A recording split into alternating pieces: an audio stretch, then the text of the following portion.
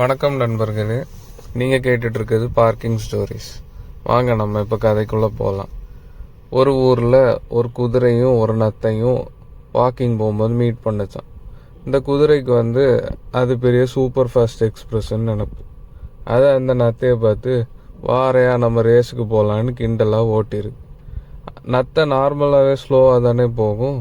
அதனால் இந்த நத்தையை பார்த்து அது ஓவராக கிண்டல் அடிச்சிருக்கு. ரேஸுக்கு வாரையா, தைரியம் இருந்தால் வான்னு.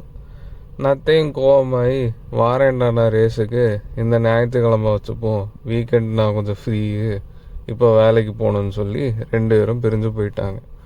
இந்த நத்தை அதுக்கு கேங்கிட்ட போய், இங்கே பாருங்கப்பா, இப்படி ஒரு குதிரை ஓவராக திமிரோட என்கிட்ட சேலஞ்ச் விட்டுருக்கு, நம்ம இந்த ரேஸை ஜெயிச்சே ஆகணும்னு சொன்னோன்னா எல்லா நத்தைகளுமா சேர்ந்து ஒரு பிளானை போடுறாங்க. இந்த நத்தை எல்லாம் என்ன பண்ணுறாங்கன்னா, ஞாயிற்றுக்கிழமை ரேஸ்னா சண்டே கொஞ்சம் முன்னாடியே அந்த இடத்துக்கு போய் ஒரு இடமா இந்த நத்தை எல்லாம் அந்த ரேஸ் ட்ராக் பூரா மறைஞ்சுக்கிறாங்க. அதுக்கப்புறம் குதிரையும் வருது. குதிரையும் நத்தையும் ரேஸ் ஓட ஆரம்பிக்குது.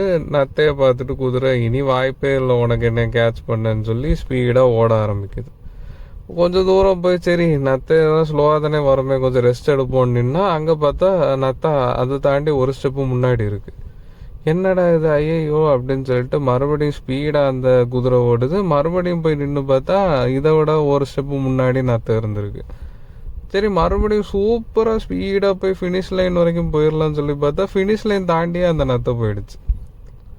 இந்த நத்தை என்ன பண்ணியிருக்குன்னா, இந்த நத்தையோட கேங்கு ஒரு இடத்துல மறைஞ்சிருக்கனால அந்த குதிரை எவ்வளோதான் ஓடினாலும் அந்த குதிரையை தாண்டி ஒரு இடம் முன்னாடி மறைஞ்சிருக்க ஒரு நத்தை வெளியே நின்றோம்.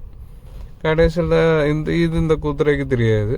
கடைசியில் இந்த குதிரை அந்த நத்தையை பார்த்து, நான் ஒத்துக்கிறேன் என் தோல்வியை அப்படின்னு நினச்சி அப்படியே ஹம்பிளாகி போயிடுச்சு.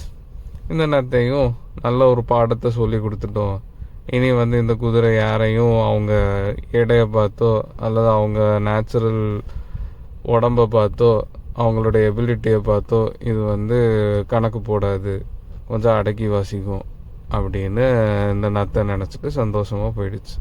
இந்த கதையிலேருந்து நம்ம தெரிஞ்சுக்க வேண்டியது என்னென்னா, யாரையும் நம்ம குறைச்சி எடை போடக்கூடாது. நம்ம ஒரு விஷயத்தில் நல்லா இருக்கும், பெஸ்ட்டாக இருக்கும்னு சொல்லி அடுத்தவங்களை அதை வச்சு கிண்டல் அடிக்கக்கூடாது. இன்னொரு கதையில் மீண்டும் சந்திப்போம். பாய் பாய்.